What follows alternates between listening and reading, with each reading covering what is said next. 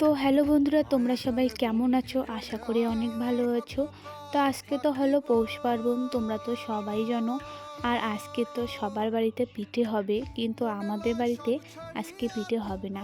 কারণ তোমরা তো সবাই জানো আমার ঠাকুমার আর আমাদের মাঝে নেই।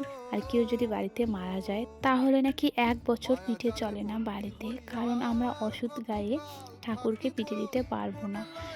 হয়তো সবাই এখন পিঠে খেয়ে সবাই ঘুমাচ্ছে, আর আমি দেখো এখনো ভাজতেছি লুচি। তো কতক্ষণ থেকে লুচি ভাজতেছি, আমার আর ইচ্ছে করতেছে না ভাজতে। কি করব, ভাজতে তো হবে না, না হলে আবার নষ্ট হয়ে যাবে। তো দেখো, লুচি যদি আমি লাল লাল টাইপের না ভাজি আমার একদমই ভালো লাগে না। তো দেখো, এইদিকে আমি চিকেন রান্না করেছি একদম কষা কষা ভাবে, হালকা ঝোল রেখেছি যাতে লুচির সঙ্গে খেতে পারি। দেখো, এদিকে 2 ঘোড়া লুচি আর এখনও তো ভাজার বাকি আছে। আমরা শুধু 3টা মানুষ খাবো, আমি, আমার বর আর আমার শ্বশুর মশাই। আমি তো বেশি খাই না, আমার হাইস্ট 5টা লুচি হলে আমার যথেষ্ট। তো ভিডিওটা কেমন লাগলো তোমরা সবাই জানাবে, লাইক কমেন্ট শেয়ার করবে। তো টাটা।